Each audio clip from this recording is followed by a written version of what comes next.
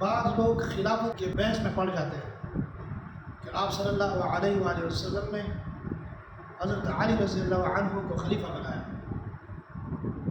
اس بحث میں نہیں پڑھنا چاہیے، کیونکہ حضرت صلی اللہ علیہ وآلہ وسلم نے آخری وقت میں یہ وصیت نہیں فرمائی کہ حضرت علی رضی اللہ عنہ یا حضرت ابوبکر صدیق رضی اللہ عنہ میں سے کوئی خلیفہ ہوگا۔ شیعہ حضرات یہ دعویٰ کرتے ہیں کہ آپ صلی اللہ علیہ وآلہ وسلم نے حضرت علی رضی اللہ عنہ کو خلیفہ بنایا۔ اگر آپ صلی اللہ علیہ وآلہ وسلم نے بنایا ہوتا حضرت علی رضی اللہ عنہ کو خلیفہ، تو پھر انصار اور مہاجرین نے اتفاق رائے سے حضرت ابوبکر صدیق رضی اللہ عنہ کو کیوں خلیفہ بنایا؟ کہ تمام مہاجرین اور انصار نے آپ صلی اللہ علیہ وآلہ وسلم کے وصال کے بعد اتفاق رائے سے حضرت ابوبکر صدیق رضی اللہ عنہ کو خلیفہ بنایا۔ حضرت ابوبکر صدیق رضی اللہ عنہ کی طرف اشارہ بھی تھا۔ اشارے سے مطلب یہ ہے کہ آپ صلی اللہ علیہ وآلہ وسلم نے ساری زندگی حضرت ابوبکر صدیق رضی اللہ عنہ کے ساتھ گزاری ہے، ان کے ساتھ ایسا معاملہ رکھا ہے جیسے کسی بادشاہ کا کسی ولی عہد کے ساتھ معاملہ ہوتا ہے۔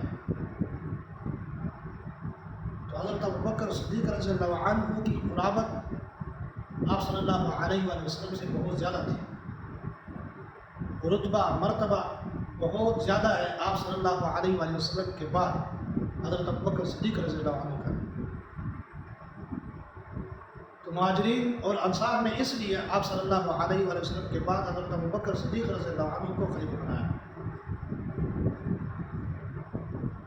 کسی نے حضرت عائشہ رضی اللہ عنہ سے فرمایا کہ اما عائشہ، آپ صلی اللہ علیہ وآلہ وسلم نے کیا حضرت علی رضی اللہ عنہ کو خلیفہ بنایا؟ اما عائشہ رضی اللہ عنہ فرماتی ہے کہ میری زندگی آپ صلی اللہ علیہ وآلہ وسلم کے ساتھ گزری۔ آپ صلی اللہ علیہ وآلہ وسلم کا سر مبارک میری گود میں تھا، اور میں نے آپ صلی اللہ علیہ وآلہ وسلم کو اپنے سینے سے لگا رکھا تھا۔ آپ صلی اللہ علیہ وآلہ وسلم کا اسی حالت میں وصال ہوا، مگر آپ صلی اللہ علیہ وآلہ وسلم نے کوئی وصیت نہیں فرمائی کہ کس کو خلیفہ بنانا ہے کس کو نہیں بنانا۔ اس لیے اس بحث میں نہیں پڑھنا چاہیے کہ کون خلیفہ ہے کون نہیں ہے۔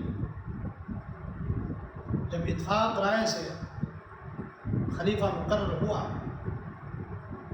تو خلیفہ وہی ہے جس کو انصار اور مہاجرین صحابہ اکرام رضوان اللہ تعالیٰ علیہم اجمعین نے مقرر کر دیا۔ آخری خلیفہ جو ہے وہ حضرت علی رضی اللہ عنہ تھے، چوتھے خلیفہ۔